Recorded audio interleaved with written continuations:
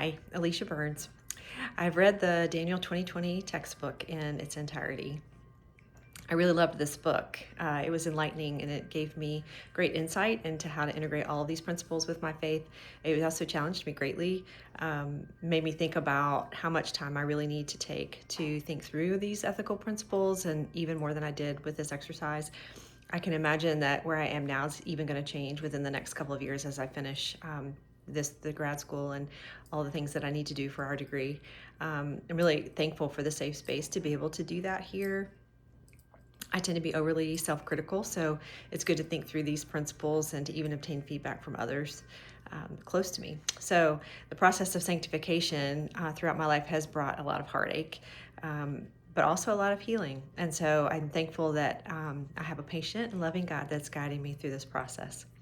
So out of the 6 ethical principles described in the American Counseling Association 2014 Code of Ethics, fidelity is the one that has come into alignment after reading Daniel 2020.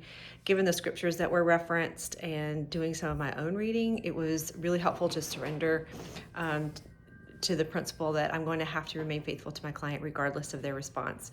One of the things I've worked on in my own life is people pleasing, and to be honest, I'm still working on that. Galatians 1:10 reminds me to question myself about who I'm serving. Like, am I serving God or am I serving man? It's easy for me to keep my word with clients in the sense of like being on time for appointments, keeping commitments, and staying current in the latest modalities. But I would say it could be really challenging to hold the space for clients if they were to respond harshly or if they were to be critical of our work together. I really must hold on to that goodness of God and remain hopeful in Him. Daniel 2020 talked about that. And I must remember it's not my job to coddle my clients or to please them, but most of the time in my own life to realize that that's where I've learned the most is through seasons of struggle. One of the principles I'm still working through is non-maleficence. Of course, I want the best for my clients, not want to cause them any harm whatsoever. But 2 concepts that come up for me that I wanted to address was first the issue of power that the counselor has over the client due to their role and their training, etc. The messages that I've received in my own life have said things like, you don't know what you're doing and everyone else knows more than you. So the thought of holding power is difficult for me. I constantly see myself as a beginner no matter how much training I've had, so I'll have to be really mindful of this in the work that I do. Reading through Daniel 2020 has really brought this to awareness in my current position. I'm the executive director of a small nonprofit and have never even thought about the potential of power coming into the relationships that I have with my team, but being aware of this now is going to help me. I think it's going to be really helpful moving forward and will no doubt help me in my counseling career. I can also see how countertransference could be a huge problem. When you develop relationship with people that you care about, seems like it would be very easy to feel overly protective or to allow their behaviors to affect me, especially in those places that I've experienced my own trauma. How can I put their needs first when my own are like screaming for attention?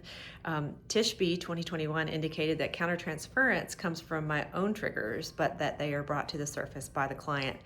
She went on to say that it's important to use the feelings that come up in a way that is beneficial for the client, like not to suppress them, which could lead to like a lack of authenticity in sessions, or to allow yourself to be immersed in them, which could really hijack that therapeutic relationship.